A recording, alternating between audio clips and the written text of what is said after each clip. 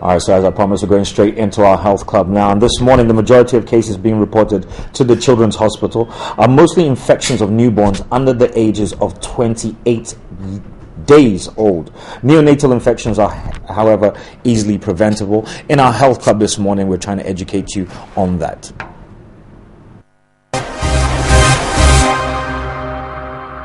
It can be quite frustrating when a baby is crying and a mother can't tell what exactly is wrong with the baby. So we have with us Dr. Margaret Nisa, who is a pediatrician, to tell us exactly how to identify when your child is not well. How do you know when the baby is not well?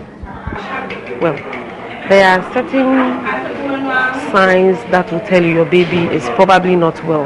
And the most important of it is the baby's activity or the baby's feeding.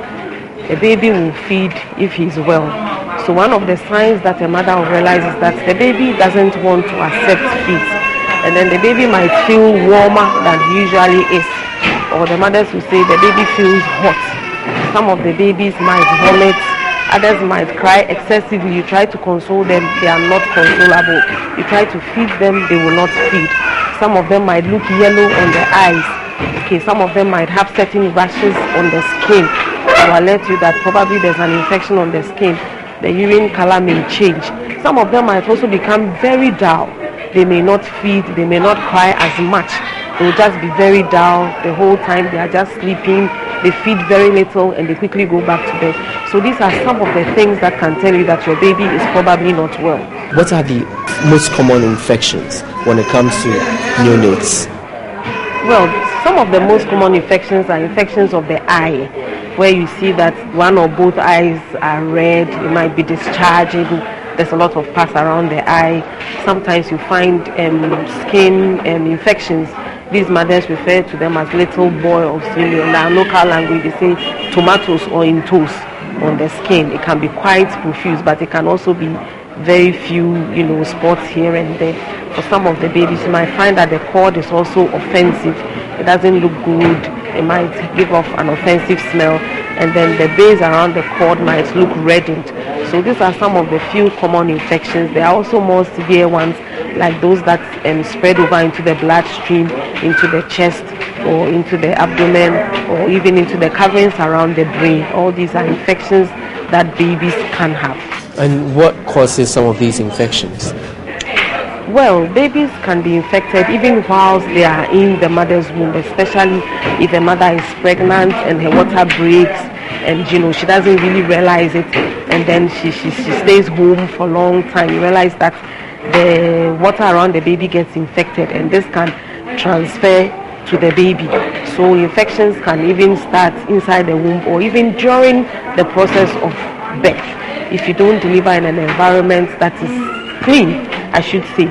If, for instance, you are preparing to go to hospital and on your way you deliver in a taxi or you deliver in the public bathroom or the public toilet, the sort of things that go on in these environments.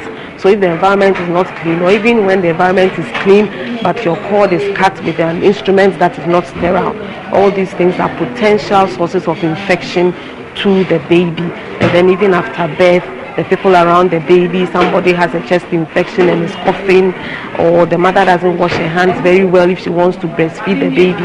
All these processes can transfer infection to the baby. How often do you see such infections? Well, on a daily basis, we admit about 3 to 4 babies with some form of infection. Some of the infections, like I mentioned, may not warrant hospital treatment, so some of them will get their treatment and then go home and then come back for review. But for those that are severe, we admit them into hospital for care. Okay, so how exactly do you treat some of these conditions, or it depends on what case is being reported? Yeah, it depends on what case is being reported. If it's an eye infection, for instance, if it's not very severe, some topical agents will do. If it's very severe, you might need to add antibiotics. Again, you have a choice of deciding whether you want the baby to swallow it or you want to give it through the vein. So it all depends on the severity of the infection.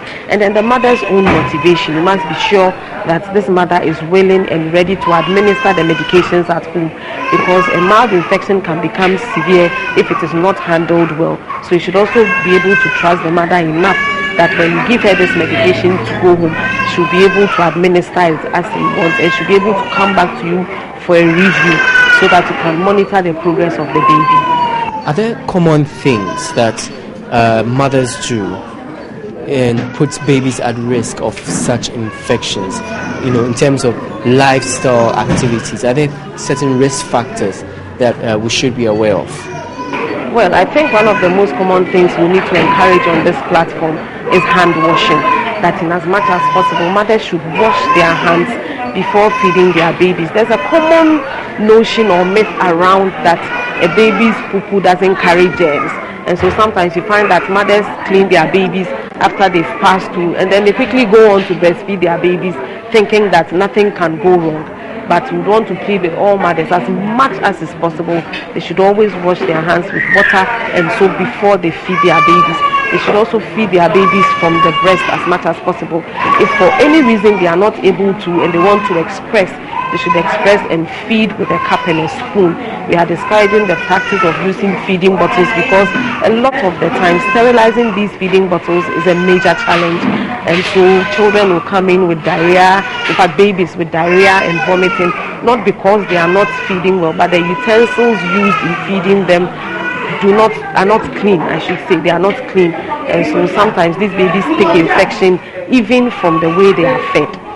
But then most mothers will argue that they boil the feeding bottles or they put them in hot water and all that, so they believe it's sterile enough. Is that enough to keep a feeding bottle safe? Well, that is really not enough. You need, if you are going to boil it, it means that after every feed, then you should be boiling your bottles. But the practicality of it is difficult compared to if you are using a cup and a spoon. All you need to do is to wash it with soap and then water, and then you are done. You don't need to boil the cup, you don't need to boil the spoon, sort of. So that is the practicality of it. It's a bit difficult to do. If you are feeding your baby every 3 hours, it means you are boiling, sometimes it's difficult. So you think that you boil once and then subsequently you can just rinse with water and it's okay. I see this baby wrapped up completely. Is there a reason for this? Well, yes, it's a very tiny baby, and so we need to keep the baby's temperature normal. So one of the challenges of having babies who are born too early or who are too small is the ability to maintain their normal body temperature. So this is a way of keeping the baby warm, because we don't want the baby losing temperature. So it's a very small baby and it's quite a sick baby. That's how come he's wrapped so well. Okay, and this prevents infections, or if this is not done, it can lead to infections? Well, the baby came in with an infection we are managing, and so as part of managing the infection, we need to make sure the temperature is normal. We don't want the baby too warm, we don't want the baby too cold, because it all puts stress on the baby's ability to handle the infection that she has come in with.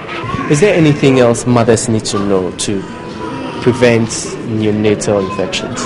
Well, yes, like I mentioned, the most important thing is hand washing.